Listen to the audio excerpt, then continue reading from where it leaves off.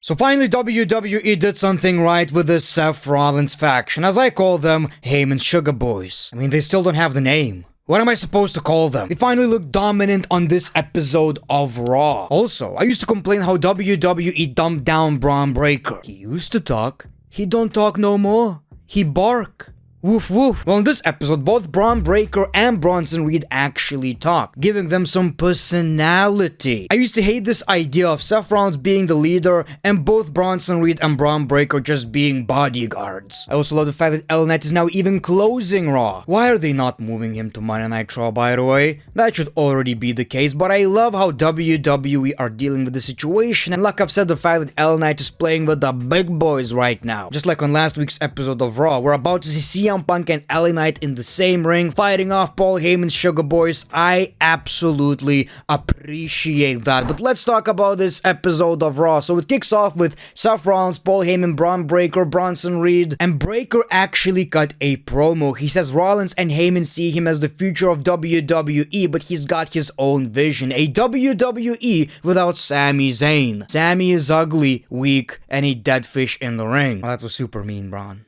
Why would you do that? Why would you do that, Braun? Go back to barking! Sammy's expiration date is tonight. Great promo. I love how at the end of this promo, Braun's voice just cracked. Then Bronson Reed explains how he joined Seth Rollins, and now it's time for Jey Uso to get the same treatment. The promo was basically, F you up big time, big brother. Which is crazy that some people even needed this explanation. I said that immediately.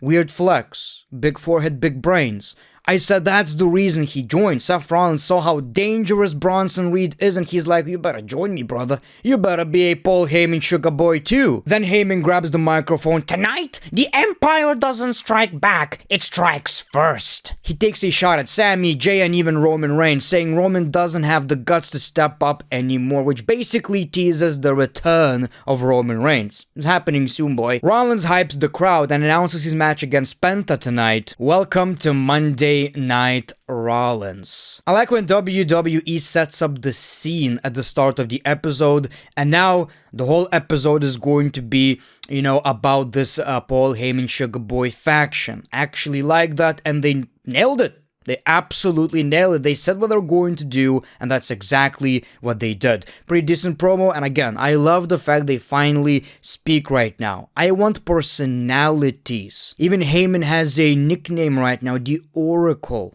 Whatever that means. I'm still learning English, people. Then we got the Judgment Day segment. Finn Balor is in the locker room admiring all of Judgment Day's gold. But we have a weird tribute to Liv Morgan as if she's dead. Raquel is like, Liv ain't dead, she's gonna come back. And all of them look pretty happy. They're like, yeah, whatever. She's gonna come back one day. But I had a surgery too, and it takes a lot of time. But then Dominic sees a cake, and it's not from Finn. It's not from JD. It says, get well soon, Dom. From AJ. And then we see AJ Styles just lurking around. AJ is watching you. Whatever you're doing right now, whatever you're doing in your free time, people, AJ be watching. I'm excited about this. I have no idea if Dominic is legitimately injured. Probably is, but it seems like it's going to be a very quick recovery because they're already teasing the match, so can't wait. And as much as I don't want Dominic to lose the championship in a way, I know it's AJ's probably last year in the WWE, maybe next year, so, I really kind of hope that maybe not even right now, but one day he's going to take that championship. Then we saw Kairi Sane versus Roxanne Perez. So, pretty decent match in which Kairi wins. So, Roxanne failed because that was the assignment, beat Kairi. But then we got Raquel, she attacks Kairi Sane, and we got Asuka with the save. Now, what does that mean? Great one will tell you. Adam Pearce says Kabuki Warriors will reunite at Evolution in a fatal 4-way tag team championship match. Now, very random thought I had. Kabuki Warriors had a manager, which was Paige. So maybe this is going to be a return of Paige at Evolution. I don't know. I don't really care. Just pointing that out.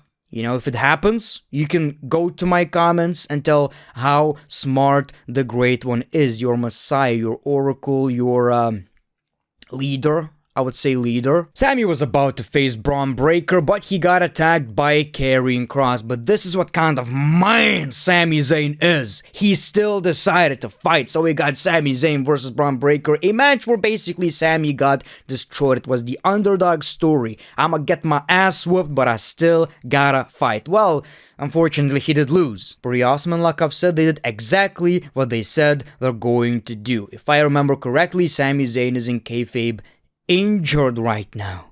He is out, which is great because it shows you how strong the Sugar Boys are. Becky hits the ring and she makes a great point. How did two losers who didn't win in a match, they both lost, are getting a triple threat match at Evolution? Kinda makes sense. You didn't earn that shit, nobody won. I'm with Becky on this one, people. I didn't really like this segment that much, it felt kinda forced. Like, the things they said kinda made sense, but the delivery was not there. Pretty basic segment, all about friendship. I don't mind it. At the end of the day, I know the match is gonna be good. We all know that. You know, it was already good one-on-one. Add one more. I'm on some Steiner math. It's gonna bang.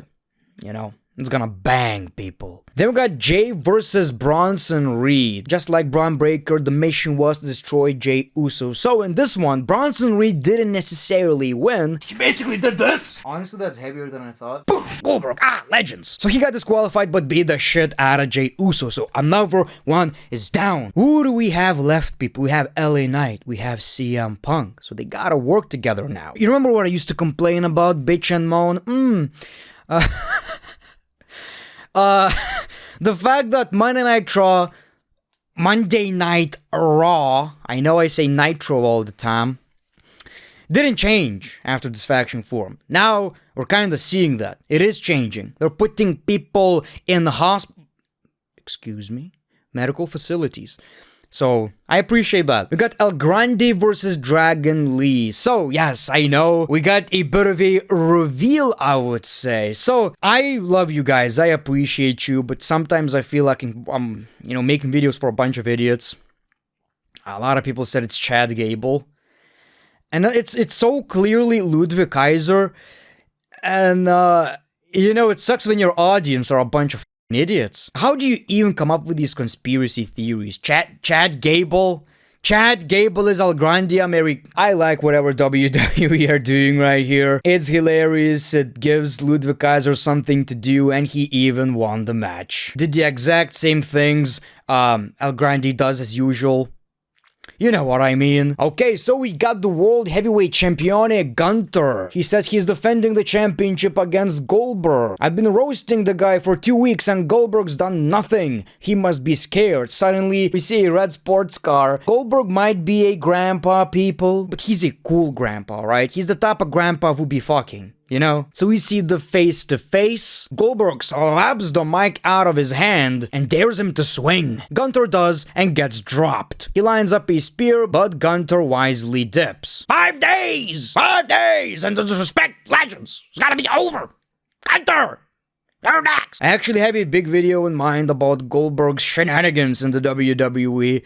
And it's a negative video because for the most part, WWE didn't book him correctly. But I just want to let you all know, Goldberg is special. Like, the dude has so much aura. There's a reason he's still a big deal in the WWE. So I don't mind this match. I'm actually very excited about it. I know it's a retirement match, which kind of ruins it anyway because for the championship, so he's going to lose. I don't know why they decided to put the championship on the line. But, for the most part, I'm actually excited about the match. I don't mind it at all. And just like Goldberg said, 5 days!